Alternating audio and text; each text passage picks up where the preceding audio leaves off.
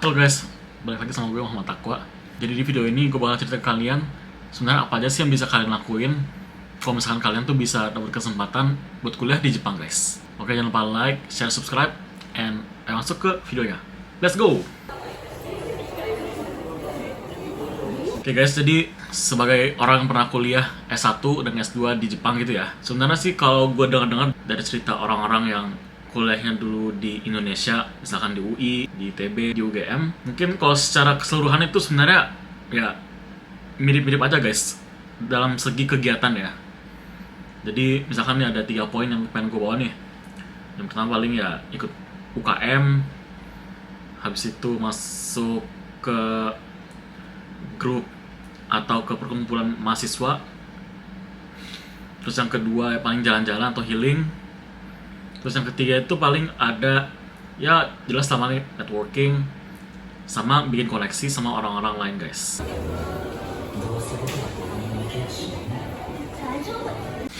Nah sebenarnya secara ya aktivitas tuh sebenarnya mirip aja guys. Nah tapi yang membedakan tuh sebenarnya adalah lingkungannya guys. Jadi misalkan nih kalian yang mungkin ya punya temen atau sekarang mungkin lagi kuliah di Indonesia ya, mungkin oke lah kalian ya punya chance yang sama untuk melakukan hal yang sama dengan orang-orang yang kuliah di luar negeri guys, kalau secara kegiatan ya. Nah terus membedakan tuh apa guys? Nah yang paling beda itu adalah yang pertama tuh menurut gue ada kualitas orang yang lo temuin, dan yang kedua tuh ada nationality orang yang lo ketemu di pas lo kuliah di luar negeri gitu guys. Nah jadi video kali ini gue bakal bahas 2 poin tadi itu.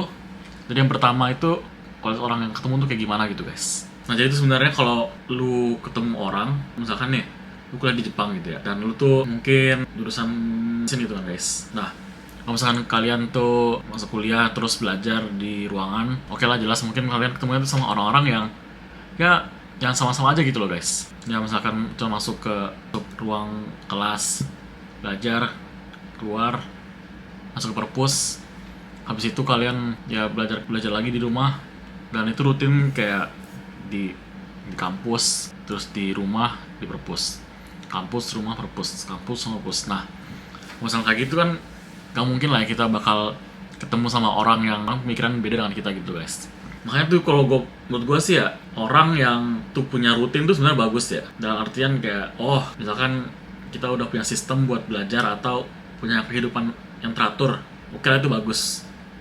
Nah tapi masalahnya tuh misalkan kalau ya kitanya itu cuman fokus sama rutin, dan kita akhirnya tuh kehilangan aspirasi atau inspirasi dari orang yang di luar lingkungan kita gitu guys. Tadi misalkan orang A itu yang masuk ke jurusan mesin punya rutin yang udah teratur banget, masa kita cuma fokus buat ngelakuin rutin aja gitu kan.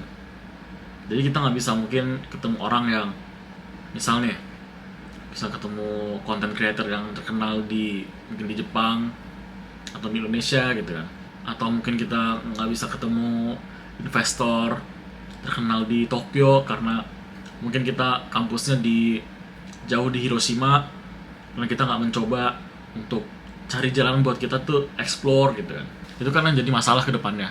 Karena kalau misalnya kita terlalu fokus sama namanya rutin tiap hari, apalagi yang namanya tuh udah jadi orang kerja itu, ya pasti waktu bakal berjalan cepat dan kita bakal banyak kehilangan chance gitu kan buat kita berkarya dan ketemu orang-orang baru gitu loh guys. Dan yang kedua itu di bagian nationality atau ya kependudukan orang kita ketemu gitu kan. Kalau mungkin kita kuliah di Indonesia gitu ya, ini juga maksudnya tuh gue dengar cerita dari teman-teman gue gitu kan yang bilang oh kalau kuliah di Indonesia tuh gini gitu. Mereka bilang ya maksudnya banyak sih yang bisa exchange dari misalkan UI ke Jepang, dari ITB ke Inggris, dari ya pokoknya banyak sih yang bisa kayak gitu juga ya. Mungkin kalau misalnya orang seperti itu yang mungkin punya banyak resource atau punya banyak uang gitu ya, itu gampang buat mereka lah buat bisa ngerasain hal yang sama dengan ya orang yang kuliah di luar negeri guys. Nah tapi misalkan nih kita udah dari S1 awal tuh, dari S1 sudah punya advantage buat masuk ke perguruan tinggi di Jepang atau di luar negeri gitu kan, impactnya tuh bakal lebih gede gitu guys. Kenapa? Ya karena itu karena sebelum kita masuk kuliah itu aja kita tuh udah benar-benar ya siapin buat masa depan kita loh guys. Jadi dari pas kuliah udah mulai belajar mungkin bahasa Jepang, atau yang mungkin ke Arab ya belajar bahasa Arab gitu kan, atau yang mau ke Cina mungkin belajar bahasa Cina gitu kan.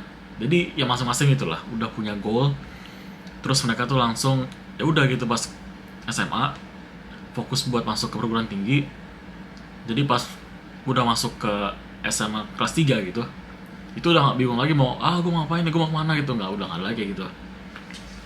Ya pas, karena itu dari pas kecil itu kita udah melatih diri sendiri buat yang namanya ya achieve goal kita gitu. Step apa yang kita perlu lakuin untuk nge-achieve goal kita. Jadi ya itu sih apa namanya salah satu proses untuk dapat chance buat masuk S1 di luar negeri gitu ya. Dan kalau misalnya udah kayak gitu, jadi otomatis 4 tahun kan di luar negeri gitu kan. Jadi tuh kalau misalnya di Jepang gitu ya, banyak itu guys yang misalkan kuliah di Tokyo University, tapi tuh nggak semua orangnya tuh orang Jepang semua gitu loh guys, mahasiswanya, dosennya.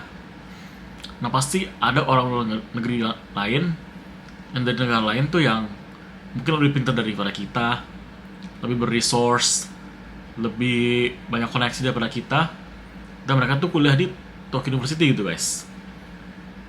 Nah makanya kenapa kuliah di luar negeri itu maksudnya lebih advantageous daripada yang kuliah di Indonesia tuh, karena ya macam koneksinya sama, dan ya jumlah koneksinya juga lebih banyak guys.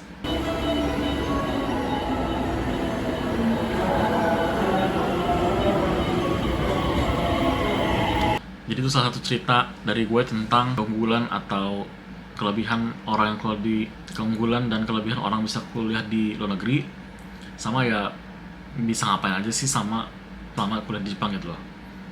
Jadi itu intinya tuh sebenarnya yang kita lakuin sama anak kuliah di Indonesia tuh nggak beda jauh. Cuman yang bikin beda tuh adalah poinnya tuh ya kita ngelakuinnya itu sama siapa, dan kita ngelakuin suatu hal atau aktivitas dengan orang mana, dan hasilnya tuh bagaimana gitu guys dari koneksi itu. Mungkin kalau misalnya kita ketemu sama orang mungkin Afrika pas kita kuliah, mungkin kedepannya tuh bisa jadi ya mitra bisnis atau bisa jadi teman traveling.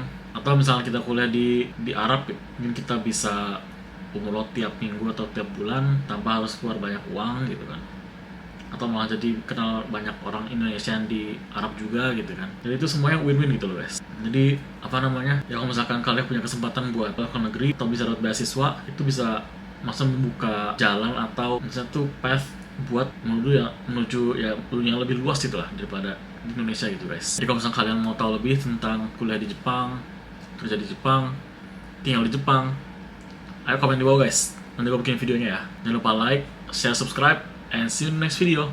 Bye bye.